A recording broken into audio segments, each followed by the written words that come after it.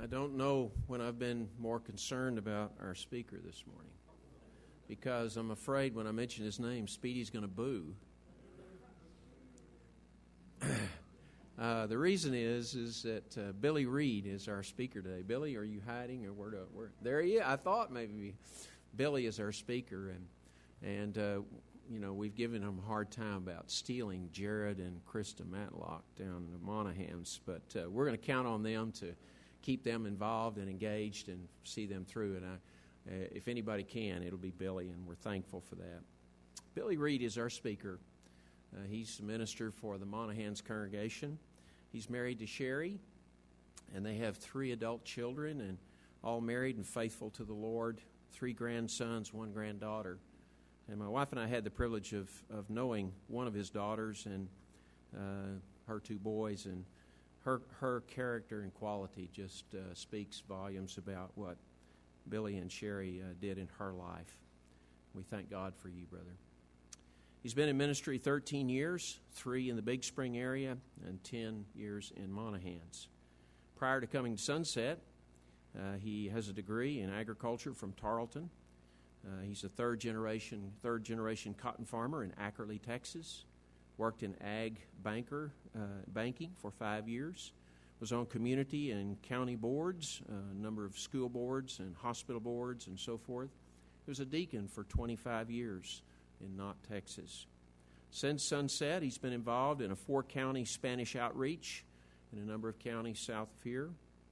And then he's also been involved in the Department of Public Safety as a chaplain for Ward County Region 4.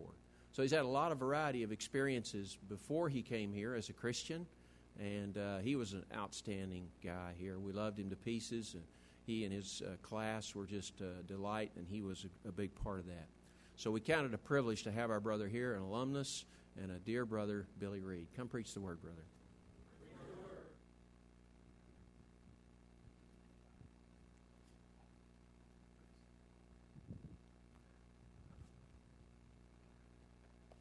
Good morning.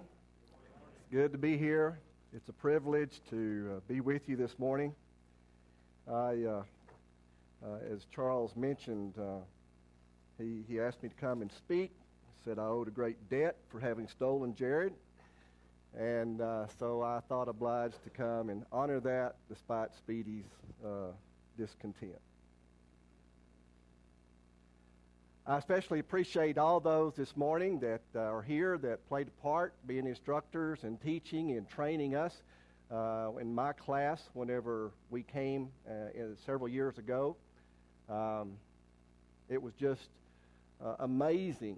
Whenever I thought about Sunset, I really didn't have a clue before I came. And it's one of the best kept secrets in the Brotherhood. And I only lived 80 miles south of here. I'd heard great speakers like Richard Rogers, Ed Wharton, and many others, and I was just amazed to find the factory that produced such great speakers and students. I owe a personal debt. Charles mentioned taking care of being with my daughter and 2 grandsons. We will ever be obliged and thankful for their presence and helping them as they were going to church, a single mom raising 2 kids, and they would pull them in and get them to come and sit with them. And so that was a time whenever my wife and I couldn't be there. We will always be thankful for Charles's help and Kara's help in that. My thoughts this morning turn to something that I read a few weeks back. There was a salesman that was in a major sales magazine, and he was trying to promote his sales team and push them to go out and sell the product and do more than they had done before. And he made this comment. He said, "There's magic on the other side of your comfort zone." Now, I don't believe in magic. I'm not a magician. I may magically disappear in about 20 or 30 minutes. So I thought in another term, and I would say that amazing things happen on the other side of faith.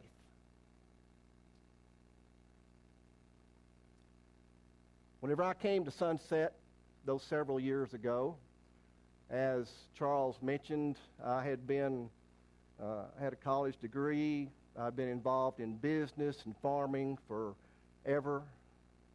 And yet, I was just an introverted, introspective young farm boy.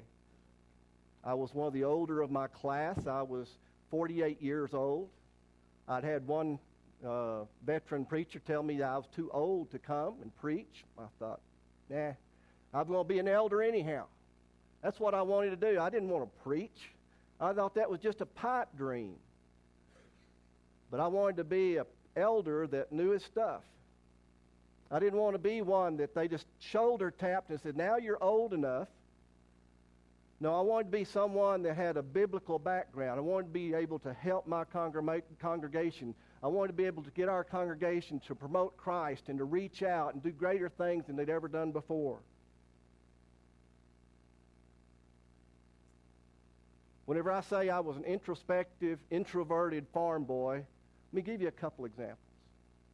I will ever be in debt to Tim Brumfield. It was about the second semester, maybe the third, and I was supposed to lead the prayer in chapel. And I was like this. And as I come in and I sit down right there in that chair, and Tim sat in the other chair. Oh, Diane, where are you at? This is where you're supposed to stick your fingers in your ear. My pants bloused out, and you could tell that I had not zipped my pants. Now, my whitey-tighties was showing. Of course, when you stand up, it doesn't do that. But Tim told me, he said, you need to zip your pants. So I did. And from that moment on, I've always thought of Tim as my Savior in another sense.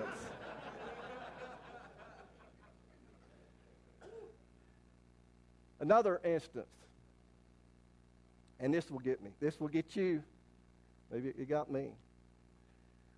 We were on a Wednesday evening commuter service on a Wednesday afternoon. I'd been at class all morning, stayed up half the night reading, doing all the assignments. And we had 500 people in the commuter service downstairs, I believe. And I was sitting there about half brain dead. Just happened to be my wife was in town sitting beside me, and I was sort of hoping to sort of snooze through that afternoon class. Bob Jackson got up to make announcements. He was doing a fine job till he got to the point. He said, we have a new Sunset student in our class this afternoon. He said, Billy, would you like to introduce your wife? In my introspective, introverted mind, I was thinking, no, I would not. And so I sat there. And before I started to get to my mind about, I might ought to stand up, Speedy stood up and introduced my wife for me and who I was and so forth. I like to never heard the last of that from my wife. And you can understand. And I say all that to give you a perspective about how far I have come. I would say that there was magic on the other side of my comfort zone. There are, in the Bible times, there were miracles on the other side of faith. As we look at the passage that was read by our brother this morning, I want to go to that point and talk a little bit about this lady. This is an unusual passage that I find here in Matthew 15. As she was in this situation, it said, and Jesus went away from there. He went out of the district into the district of Tyre and Sidon, and he was there. He had left the pressure of the Jews as they were dealing with all sorts of issues. He had been pressured. He'd almost been stoned. And of course, it wasn't time for Jesus to die yet, and so he went on. Again, he had been sought out by the Jews. He had been pressured, and so they needed some relief, and they went up into the Philistine area in Tyre and Sidon. Matthew mentions the idea of Tyre and Sidon on purpose. In that place and time, Tyre and Sidon was still hated by the Jews. The prophets Isaiah, Joel, and Ezekiel all talked about the condemnation and judgment that God would bring on that nation because of the harshness that they had dealt with the Israelites. And I believe that, as is to a lot of places today, the Israelites counted those people, those Canaanites and Philistines, as dogs. And the feeling was mutual on the other side. So when Jesus comes into this area, it says, "And behold, a Canaanite woman from that region came out and was crying, 'Have mercy on me, O Lord, Son of David. My daughter is severely oppressed by a demon.'" And it says that he didn't answer her a word. It would be that stoic, possibly, sense that he had ignored her. It just amazes me. This passage has always astounded me from the perspective of this woman as she's sitting and watching Jesus pass through. And somehow she realizes and knows there's something special about him. She has heard that he is the promised one, the anointed one, the Messiah. Somehow in her pagan mind she understands that this person is special. If the Israelite history is true, that he is the Savior for that country. And she's trying to deal with all this, but she has something more precious on her mind. Her young daughter is suffering from evil demon possession. I don't know what that would have been like. I don't know if that would have been a condemnation of terminal cancer or an eternal psychological condition, but it wasn't the norm. It was bad health. It was going to be a bad future for this young lady. And nothing but a young mother would be able to feel the pain and the sorrow and anxiety that dealt with that small child. And so she approaches this God, this Savior, Jesus the Messiah, and seeks him out and cries after him. And he doesn't answer a word. And his disciples begged him, saying, "Send her away. She's crying out after us." Disciples had this feeling that they're still the dogs. They're the enemy. We don't even need to be in this area. And this woman continues to cry out. You know, that's much like the people that you will go out and see whenever you leave this place and you go to your community or the nation that you might approach. People will be crying out, and they'll be hungry for the Word. And you may not be able to touch all of them, but your heart will go out to them. But Jesus' heart doesn't appear to go out to them. It doesn't look like he really cares. In fact, he says in verse 24, "I was sent only to the lost sheep of the house of Israel." He said, "This is my direction, not this way. This is my purpose. This is my place." You ever been in a place where you felt like you didn't belong? I believe that's the way that woman felt. I believe that woman was out of her comfort zone. But there's the promise. Amazing things happen on the other side of faith. And she's still believing that Jesus can heal her daughter. And notice what Jesus says. We'll go back to verse 25. "But she came and knelt before him, saying, 'Lord, help me.' This will be the second of the third time that she calls him Lord. She recognizes who he is, and she realizes that he is her best last hope for her daughter.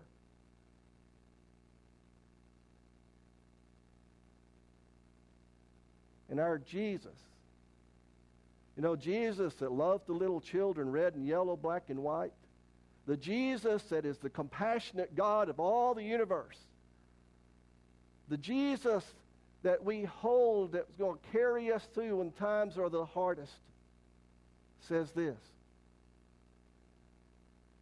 it is not right to take the children's bread and throw it to the dogs.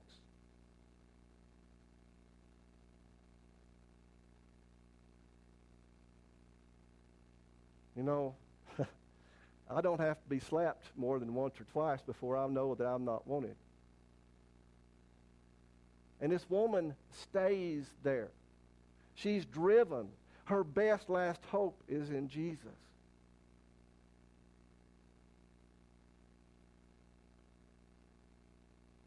Then Jesus answered her, "O woman, great is your faith. Be it done for you as you desire."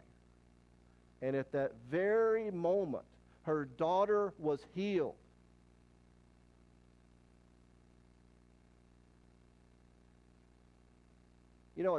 I looked at that and I thought, where's the lesson in this? What can a room full of preachers gain from this? And my mind reflected, there's magic on the other side of our comfort zones. We grow when we're challenged. Amazing things happen when they're on the other side of faith. Now, don't read that too far, because in this day and this time, miracles appeared on the other side of faith. Sometimes miracles happened when Jesus raised the dead. And of course, the dead had no faith, but Jesus did this to show who he was and build faith in those that surrounded and saw. But we as preachers and teachers and Christians in the world around us will sometimes be challenged by God, I believe. We understand, we expect temptations from Satan. We know that things are going to come up that's going to be black and white, and some things are going to be like the lion sneaking around, seeking whom he may devour, to catch us in our weakest moment. But we sometimes don't expect challenges from God. And we as Christians ought to grasp that concept. This woman stayed in the fight. She continued with that conversation. She stayed there. She was motivated. She was wanting something from God. We need to want something from God. We need to want to be in his kingdom working. We need to have that last best hope of an eternal resurrection, of a better resurrection. I'm always fascinated in Hebrews in chapter 11.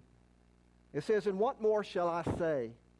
I do not have time to deal about Gideon and Samson and Jephthah and David and Samuel and the prophets, who through faith conquered kingdoms, administered justice, and gained what was promised, who shut the mouths of lions, quenched the fury of the flames, escaped the edge of the sword, whose weakness was turned to strength, who came powerful in battle and routed foreign armies. Women received back their dead, raised to life again." And then it says, others. Others were tortured and refused to be released, so that they might gain a better resurrection. I started to go through there and sort of give me a 3-point outline. I was trying to do magic on the other side of our comfort zones, miracles on the other side of faith, and I was going to say a more better resurrection, but I didn't think Ron would appreciate that. a more better resurrection, ultimately, that we gain from Jesus. This morning, I'm so thankful that you're here studying, you're here pursuing what God has in mind for us. And I hope when it comes to your time, and you will accept God's challenges, whatever they may be, just remember that introspective, introverted farm boy that came and told you that there was amazing things that happened on the other side of faith.